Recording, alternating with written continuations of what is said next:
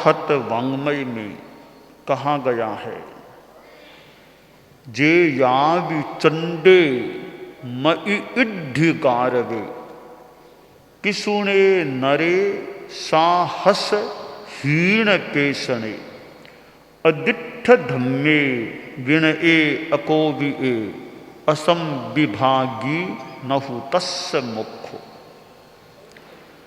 धार्मिक जगत में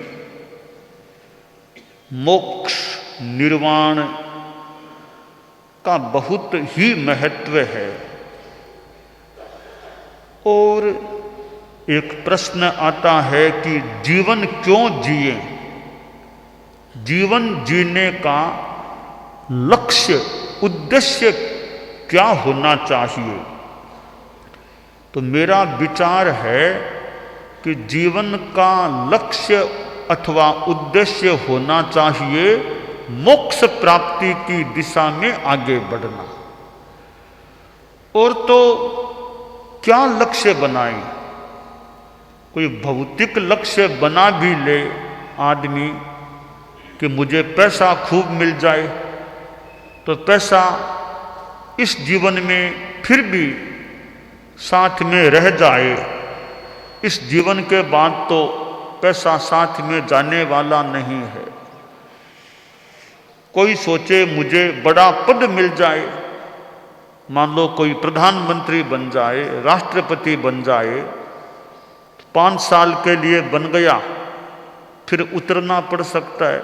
मान लो रिपीट भी हो जाए, 2 बार हो जाए, 3 बार हो जाए, आखिर कब तक वो प्रधानमंत्री रहेगा।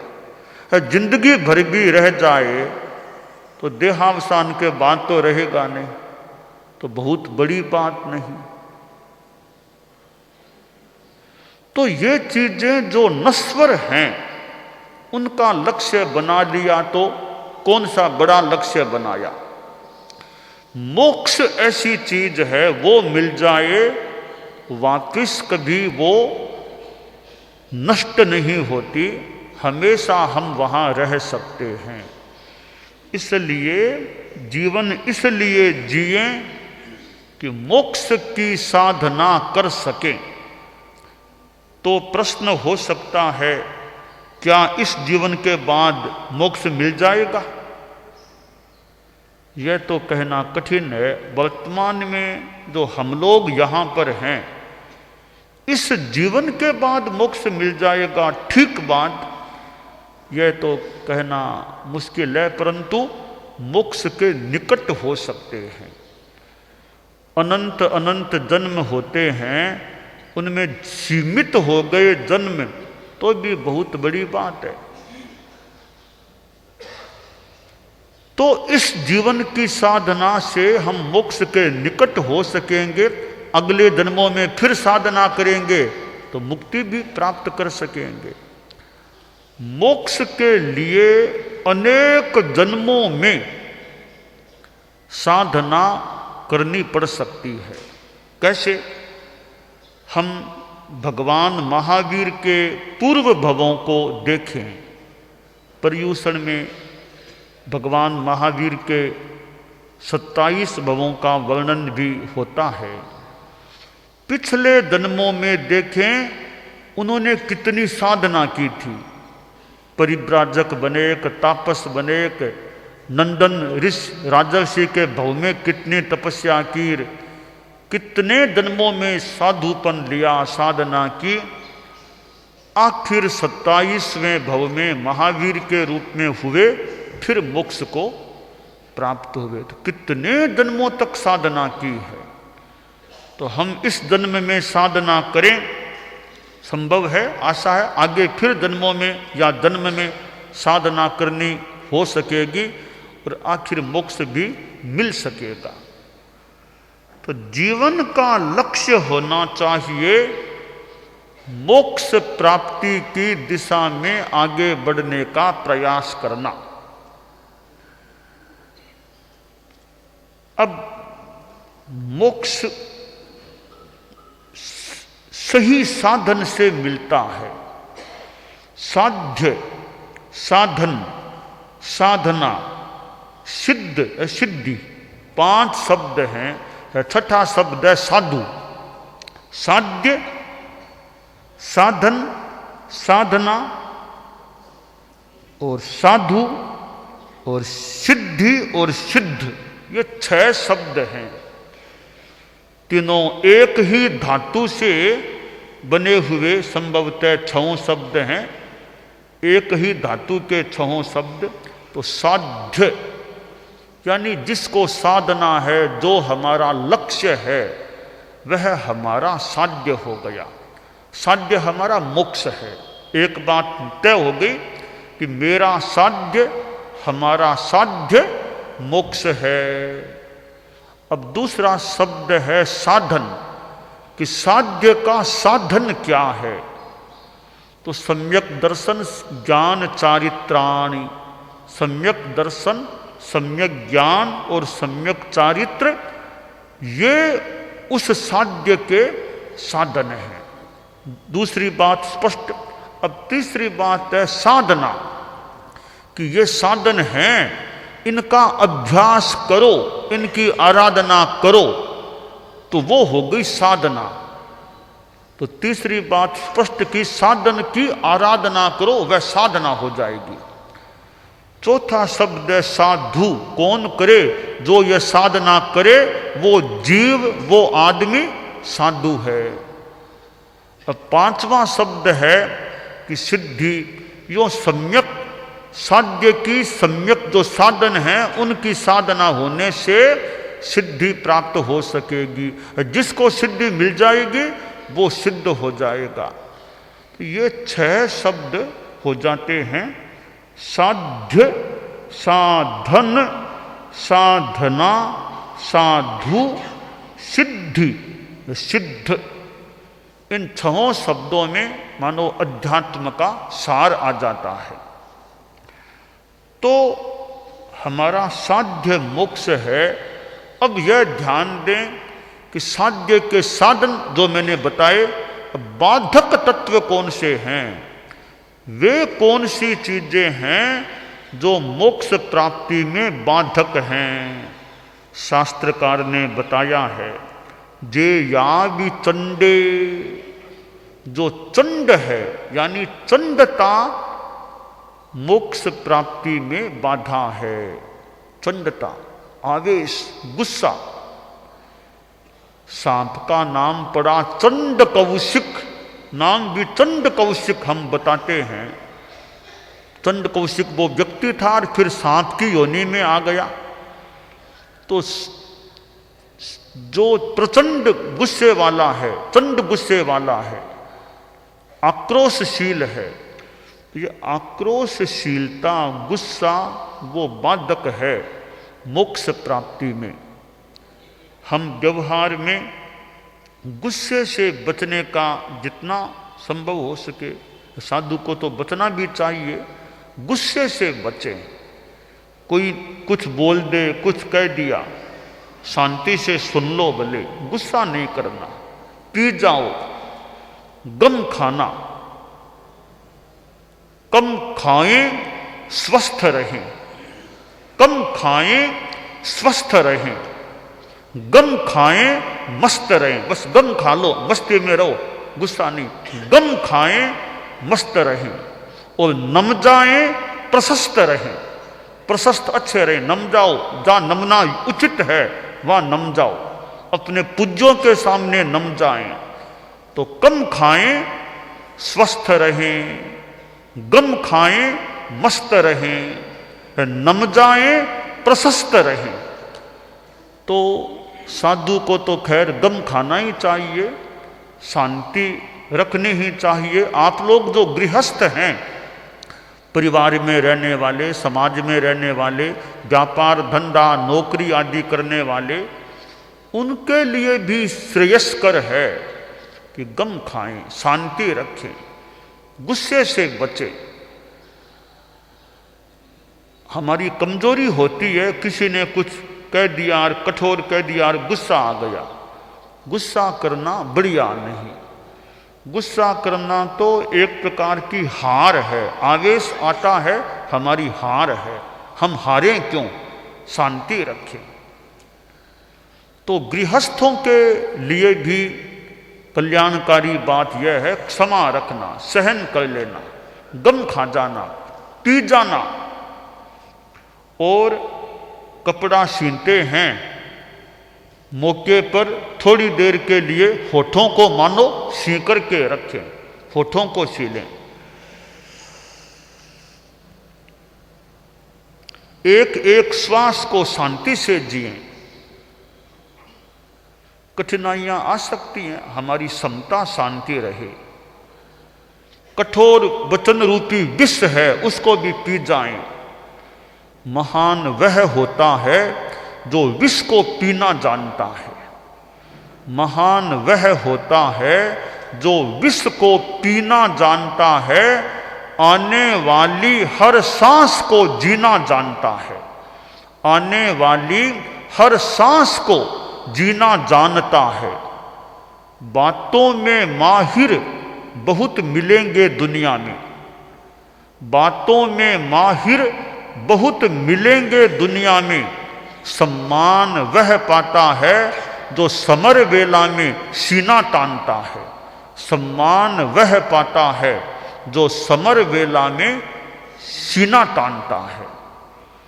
तो विष यानी कठोर शब्द, कठोर स्थितियां, उनको भी पी जाओ। आक्रोश नहीं, अधीरता नहीं करनी है, यह रुझान रहे। और हर श्वास को जिए। हालांकि आदर्श की बात है, परम पूज्य आचार्य तुलसी आचार्य महाप्रज्ञ जी प्रेक्षा ध्यान की बात फरमाते। आचार्य श्री महाप्रज्ञ जी ने तो कितने ध्यान के शिविर संचालित किए थे। जैन विश्व भारती लाडनों में तुलसी अध्यात्म निडम शिविर होते, मुझे भूल न हो तो युवाचार्य महाप्रज्ञ जी निडम में पधार जाते, वहां विराजते, 10 दिन जितने भी वहां विराजते, शिविर का संचालन करते। प्रवचन होता अपराह्न में। आचार्य तुलसी भी कई बार दोपहर में वहां पधारते, प्रवचन फिर दोनों का होता। पहले युवाचार्य श्री महाप्रज्ञ जी का, बाद में आचार्य श्री तुलसी का।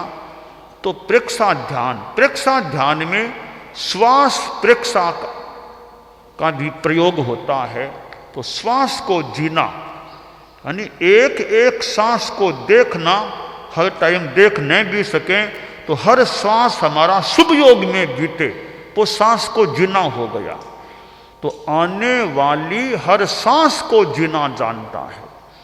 हर श्वास, एक श्वास में जितने भी सेकंड, जितना समय लगा, हमारा शुभ योग में श्वास आए, शुभ योग में श्वास जाए, अशुभ योग में न जाए, यह सांस को जीना हो गया। हर सांस को, अच्छे काम में बैठे हैं, श्वास आ रहा है जा रहा है, हम हर सांस को मानो अच्छी तरह जी रहे हैं। पाप में लग गए तो हर सांस को फिर अच्छी तरह जीने की बात नहीं हुई। तो यह चंडता है। चंडता कभी आ जाए, कभी तेजी आ जाए, श्वास को लंबा कर लें, धीरे धीरे श्वास लें, धीरे धीरे श्वास छोड़ें।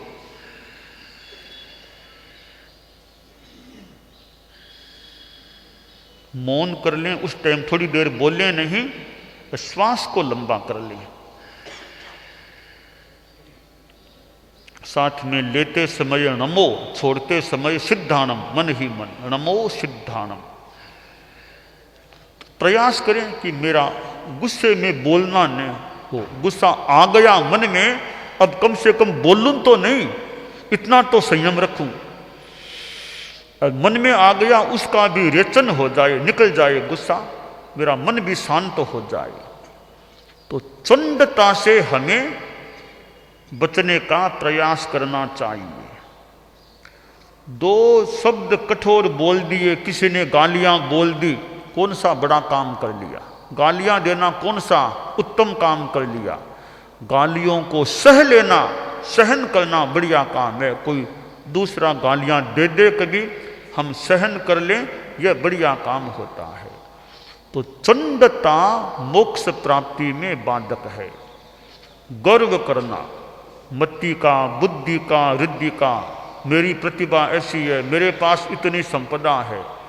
गर्व भी बाधा है, तो हमें अहंकार घमंड से बचना चाहिए। और दूसरों की चुगली करना, पीठ पीछे बातें करना, कहना है तो सही तरीके से बता दो। पीठ पीछे किसी की चुगली खाना, के अनावश्यक किसी के बारे में कमेंट करना, इनसे भी साधु को तो बचना चाहिए। साहस, बिना सोचे विचारे काम नहीं करना चाहिए। कोई काम करें तो अच्छा करें, तत्काल आवेश आया, बिना सोचे विचारे निर्णय ले लिया और काम कर दिया, वो अच्छा नहीं। साहस हिम्मत के रूप में तो साहस बढ़िया है। अविमृश्यकारी, बिना सोचे करने के रूप में अविमृश्यकारिता, बिना सोचे करने के रूप में साहस, वो साहस नहीं करना चाहिए। तो बिना सोचे आवेश में आकर कोई काम नहीं करना चाहिए, गलत काम नहीं करना चाहिए। और अनुशासनहीन पेशणे, आज्ञा अनुशासन के अंदर रहना चाहिए। चाहे साधु हो या गृहस्थ, जहाँ भी अनुशासनहीनता कोई भी करे, बड़ा आदमी करे चाहे छोटा करे, अनुशासनहीनता अच्छी नहीं होती। अनुशासन सबके लिए एक तरह से संयम अनुशासन काम का है। बड़े से बड़ा आदमी है, छोटे से छोटा है, अपने ढंग का अनुशासन, स्वानुशासन, आत्मानुशासन, स्वयं पर अनुशासन रखें। स्वयं पर स्वयं नहीं करेंगे अनुशासन तो दूसरे फिर जबरदस्ती अनुशासन में रखने का प्रयास भी कर सकेंगे। तो आदमी को अनुशासित रहना चाहिए, संयमित रहना चाहिए। और धर्म के बारे में समझता नहीं, जानता नहीं, धर्म का अबोध है, अज्ञान है, वो भी मोक्ष प्राप्ति में सहायक नहीं बनता है। फिर तो विनय में अकोविद, जो विनय नहीं करता है, घमंड में रहता है, ये घमंड काम का नहीं। विनय को आदमी समझे, सीखे और विनय का व्यवहार करे। कौन व्यवहार में भी विनय चाहिए। बड़े हैं तो बड़ों के साथ कैसे बोलना, अग्रणी के साथ, बड़े अग्रणी हैं बहुत, उनके साथ कैसे व्यवहार करें, बराबरी के साथ कैसा व्यवहार करें। तो विनय भी सबके लिए मानो, निरहंकारता सबके लिए काम की चीज है। तो घमंड है तो वह बाधक तत्व है मोक्ष प्राप्ति में। इसलिए बाधक तत्व और साधक तत्व, सहायक तत्व, बाधक तत्वों से हम बचें। मोक्ष के सहायक तत्व हैं, उनका आसेवन करें, उनकी आराधना करें, तो हम मोक्ष प्राप्ति की दिशा में आगे बढ़ सकते हैं। साधु जीवन का तो परम लक्ष्य वही खास है कि मोक्ष की साधना करना। तो हमारे साधु साधियाँ हैं, समणियाँ हैं, तो जगह जगह जाने वाले हैं, कार्य करने वाले हैं। कोई समणियाँ विदेश में भी जाते हैं, चारित्रात्माएं भी कई विदेश जाकर के आई हैं, विदेश जाते भी हैं। तो ठीक है, दूर का विदेश नहीं तो निकट का विदेश, वहाँ भी जाते हैं। तो देश विदेश जहाँ भी हम दूसरों के कल्याण में भी सहायक जितना बन सकें बनने का प्रयास करें। समणियाँ अमेरिका आदि आदि जगह भी जाती है, तो वहाँ भी धर्म का प्रचार, लोगों को कल्याण की बात बताने का प्रयास हो। और देश में रहें, यहाँ भी बहुत अवकाश है कार्य करने का। तो साधु साधियाँ भी जगह जगह जाएं, जहाँ जैसा मौका व्याख्यान करना, लोगों को तत्वज्ञान आदि बताना, धर्म की बात बताना, कैसे अध्यात्म का जीवन में समावेश हो, इसका परामर्श देना, संदेश देना, ऐसा काम हम करते रहें। हम स्वयं भी मोक्ष की दिशा में आगे बढ़ें, तिन्नाणम तारयाणम, दूसरों को भी मोक्ष की दिशा में आगे बढ़ाने का प्रयास करें। यह काम्य है।